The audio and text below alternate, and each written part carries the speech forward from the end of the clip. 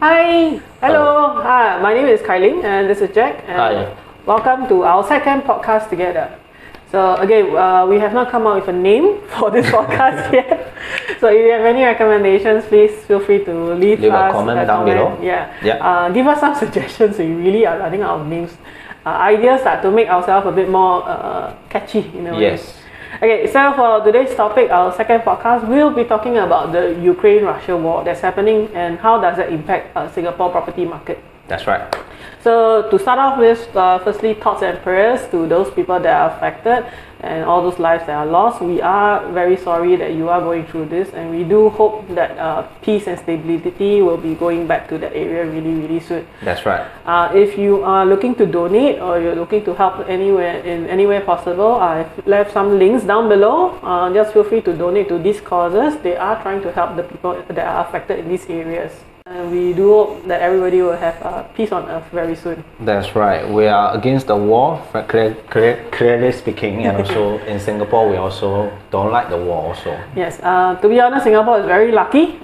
Even though we are a tiny red dot, but we are still going to be impacted by all this geopolitical instability. So in this video, we'll be talking more about it and how does it impact property prices. That's right. Okay, talking about property prices, the first thing I would like to ask you is that how this will actually impact Singapore's property market. What are the things that will be impacted, in fact?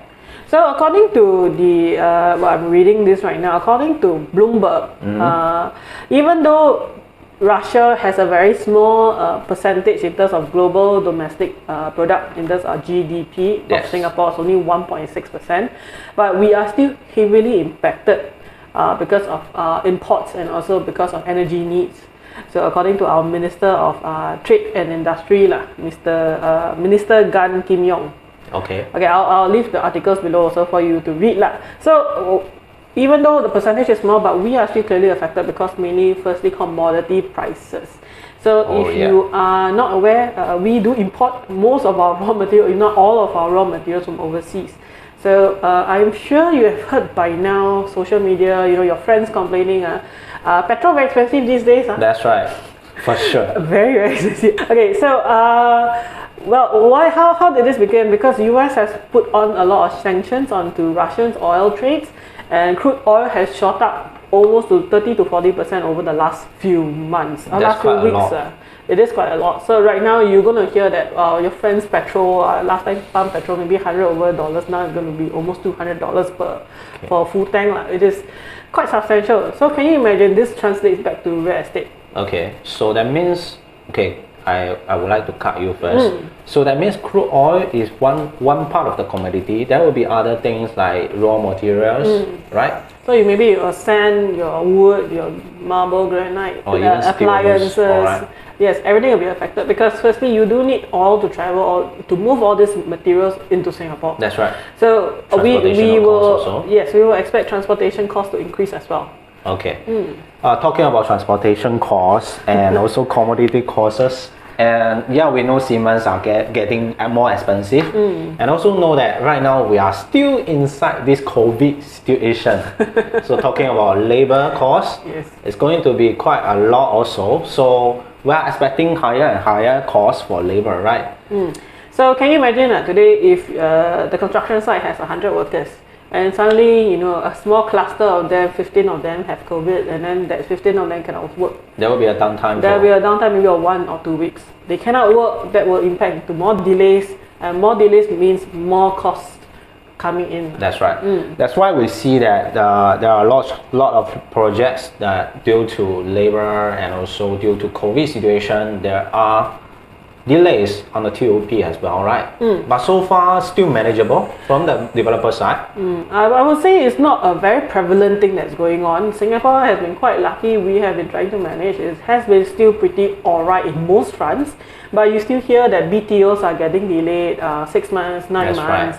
And then the future BTOs, instead of 4 years, they may maybe take 5 to 6 years. So these are all part and parcel of the repercussions that we're going to see from the COVID situation as well as the ongoing Ukraine and Russia war. Okay. From what I know is that Federal Reserve is going to increase interest rate as well. I think it's in this current month, I think somewhere should be today or maybe the day after. Right now, when we are shooting, we are mid-March, so it should be within this period of time. We will hear something from the U.S. Federal Reserve about our interest rate rising. So that will translate into your bank loans as well. That what's happening now is actually slightly hyperinflation, they call it.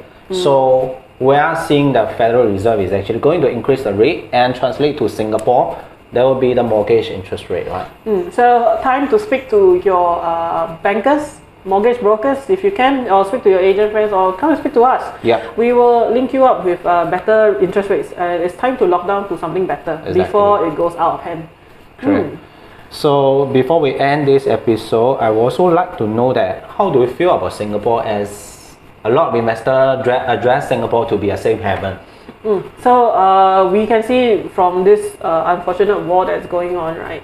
Singapore has been considered a safe haven because geopolitically we are quite pretty stable. We have been quite a strong currency as well. That's right. So we can expect maybe people who are fleeing, money that's fleeing out their countries, those countries that are affected, coming into Singapore and looking for a safe haven to park their money. So maybe we'll see also prices in certain assets classes that will go up. Maybe like commercial estates, where you don't foreign buyers don't really incur ABSD, which is the additional buyer's stamp duty. Besides the COVID situation last year and also the year before, I think Singapore economy is going quite strong in terms of in the world ranking, and also local GDP. Every single year we do run year to year comparison, and it's still going quite steadily well, right? So Singapore is pretty lucky, to be honest. We are in quite a stable country. So I will say that we do expect, even though that we are in such a solid country, that's right, prices to go up in the future. It is unfortunate, part and parcel of inflation. Correct. So hopefully this war will end soon, because we really hope so, and we want to send our prayers to all those Ukrainians and who are suffering right now, and everyone that is part and parcel of it. Unfortunately that you are going through this at the moment. Thoughts and prayers to you, and we really hope that peace and stability will go back to the country really soon. Great. That's it. So that's it for today's video.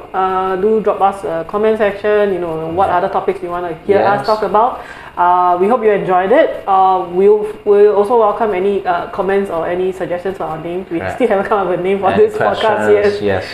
Yes. So thank you so much. My name is Kai Ling. This is Jack. Jack. Yeah.